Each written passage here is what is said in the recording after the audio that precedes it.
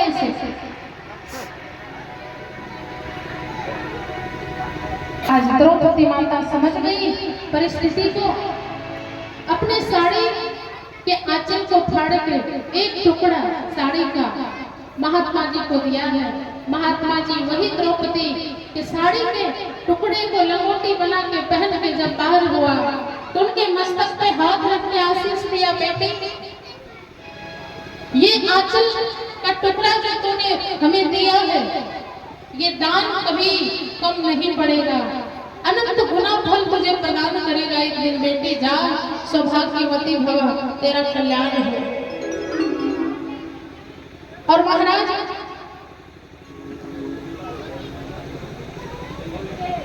मां द्रौपदी ने एक बार शिशुपाल को मारते वक्त सुदर्शन चक्र से जब भगवान की उंगली कट गई थी तो उस समय भी मां द्रौपदी ने आंचल फाड़ के उस टुकड़े से भगवान की मरहम पट्टी करी थी। उस समय भी भगवान ने कहा था, बहन जब भी जरूरत पड़ेगी ना तो अपने भाई को याद कर लेना। आज वही दिन वही समय मां द्रौपदी के जीवन में आया प्यारे। जिस दुर्योधन को अपने बल का, अपने धन का मद है, घमंड है प्यारे, आज दुर्योधन भरी सभा में मां द्रौपदी की किस प्रकार चिरहरण कर रहे हैं। भरी सभा में दुशासन किस प्रकार साड़ी को खींच रहा है। आइए इस सुंदर झांकी के माध्यम से आप दर्शन करेंगे।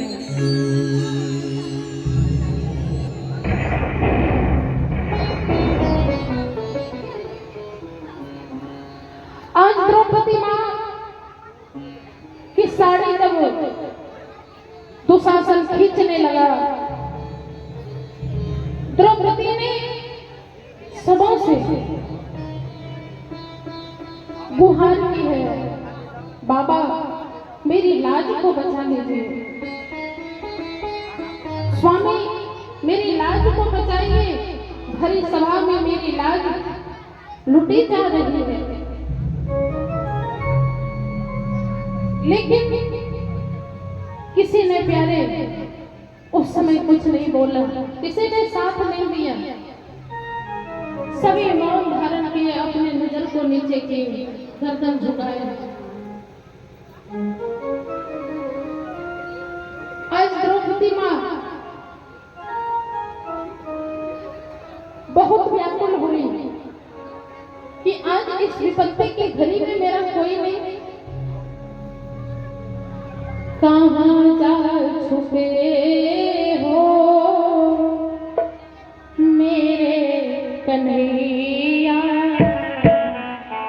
कहाँ जा छुपे हो प्यारे कन्हैया, यहाँ लाज मेरी लुटी जा रही है।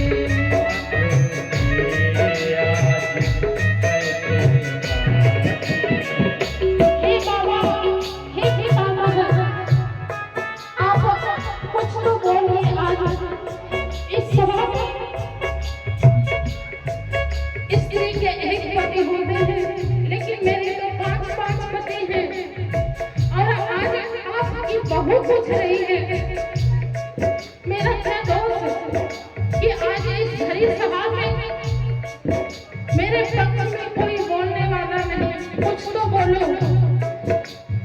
आज महलों की रानी द्रौपदी लूटी जा रही है और रो पड़ी है द्रौपदी।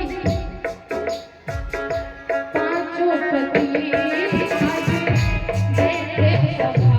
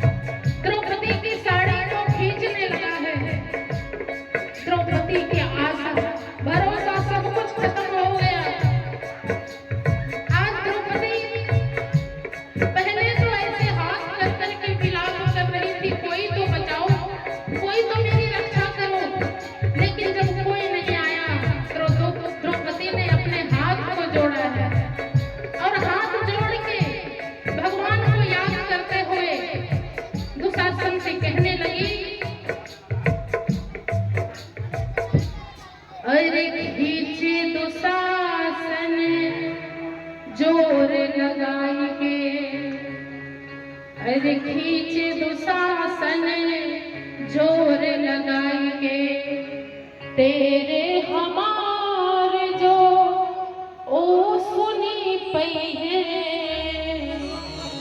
बाविसवास विपत्ति पड़े पर बाविसवास विपत्ति पड़े पर मोहन ना हमके बिसरे हैं।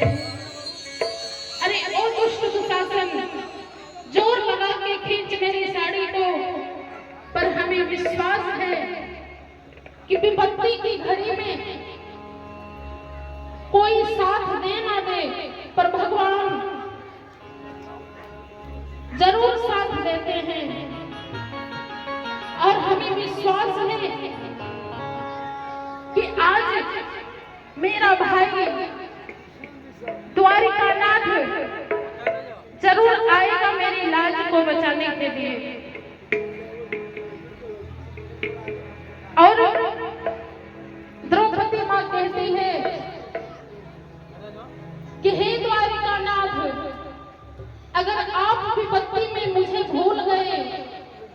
आपसे बात तक नहीं करूंगी, मैं आपसे बात तक नहीं करूंगी। आज महाराज मां द्रौपदी भगवान को पुकारने लगी और महाराज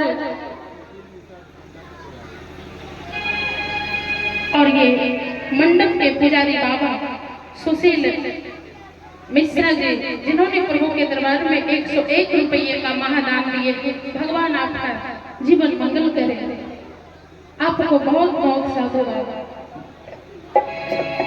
तो प्यारे, आज मां द्रौपदी कहती है कि विपत्ति में मुझे अगर आज वो भूल गया तो मैं कभी उससे बात नहीं करूंगी, अपने भाई से कभी बात तक नहीं करूंगी। और महाराज भगवान के कानों में, द्वारिका नाथ के कानों में जब ये द्रौपदी की करुण पुकार की आवाज पड़ी है, आज भगवान दौड़ पड़े हैं। आगे आगे भगवान ने पहले चीर को भेजा और भगवान पीछे से दौड़ चले हैं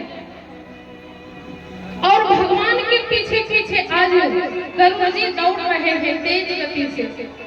विचार करिए, जिस गरुड़ की सवारी भगवान स्वयं करते हैं, आज भगवान की ऐसी तेज गति हुई है महाराज कि उसने गरुड़ को भी पीछे छोड़ा और बहुत ही तेज गति से आज प्रस्थान किए हैं कि अपने बहन की लाज बचाना है। बोलिए प्रेम से कृष्ण कन्हैया लाल की। आगे चीर बढ़े नभ में, उकरा पिछुआ दौरे मुरारी।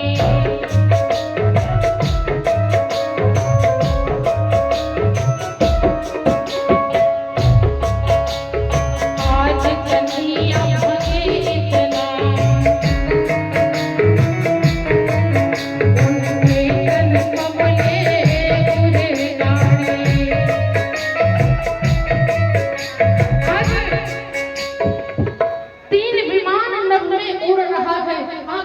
भगवान ने चीर को भेजा, उसके पीछे भगवान दौड़ रहे हैं, भगवान के पीछे गरुड़ चले जा रहे हैं।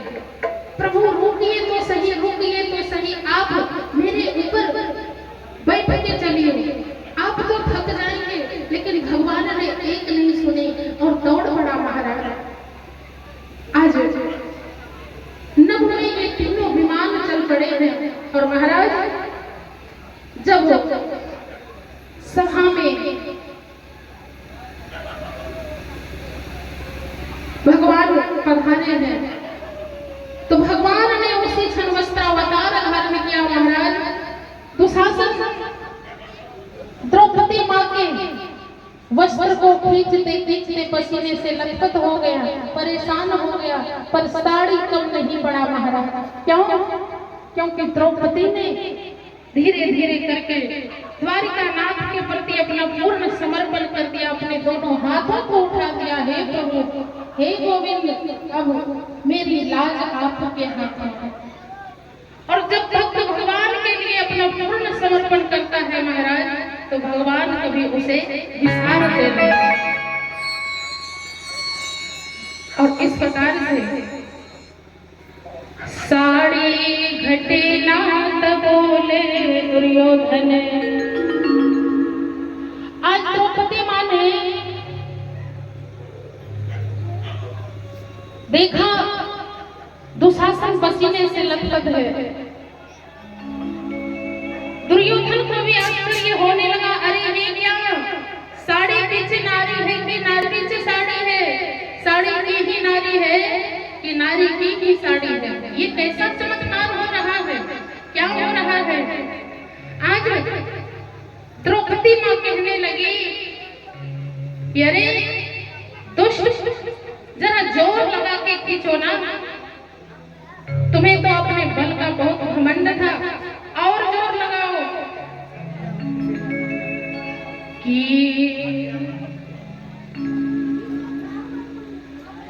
द्रौपदी हंस कर के बोली। जब भाई आया तो द्रौपदी माँ बड़ी प्रसन्न हो गई कि मेरा भाई आ गया, अब ये दुष्ट मेरा क्या उखाड़ पाएंगे, क्या कुछ कर पाएंगे। और द्रौपदी माँ हंस के मुस्कुराने लगी और भगवान का दर्शन कर करके वो कहने लगी कि तब खींच दुशासन जोरे लगाएंगे। इतने जोर से खींच। मैं तो एक बात और बताना चाहूंगी, एक बात मैं और कहना चाहती हूँ कि चीर घटे नाता, चीर घटे नाता, बोल दुशासन अपने अंधरा बपवा के बिठा दे। ये जो तेरा अंधरा बाप है उसे भी बिठा दे। वो इस घर का मालिक होने के नाते भी अपने बहू के लिए कुछ नहीं सोचा। अंधरे बाप को भी बोल कि मेरे इस साड़ी को खींचे। और इस प्रकार से द्रौपदी माँ ने उपहास किया है। और आज जहां नारी का सम्मान नहीं होता महाराज, वहां फिर विनाश निश्चित है। आज इस प्रकार से हमारे भगवान ने सभा बीच प्रकट होके वस्त्रावतार धारण करके मां द्रौपदी के लाज की रक्षा किए हैं। और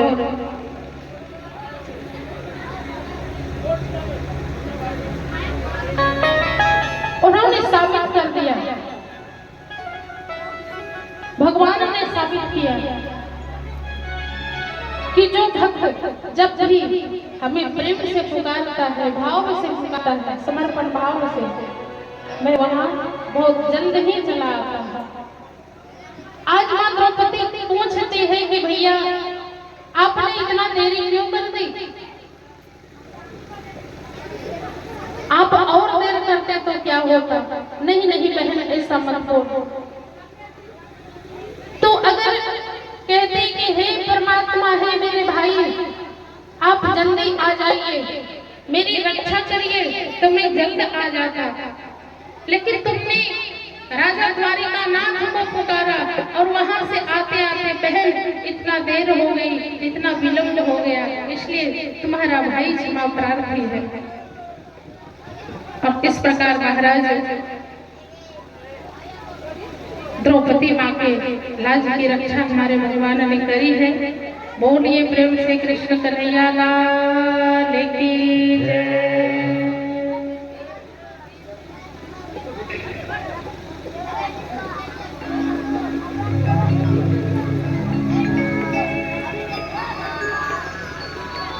महाराज इस कथा से यही सीख लेना चाहिए कि विश्वास किस पे होना चाहिए, भगवान पे। किस पे विश्वास होना चाहिए, भगवान पे। और महाराज संसार पर, परिवार पर कभी विश्वास नहीं करना चाहिए। परिवार पे तो विश्वास करना ही पड़ता है, क्योंकि परिवार को छोड़ के हम कहाँ जाएंगे। अपने माँ पिता परिवार को छोड़ के भला कहाँ जाएंगे। लेकिन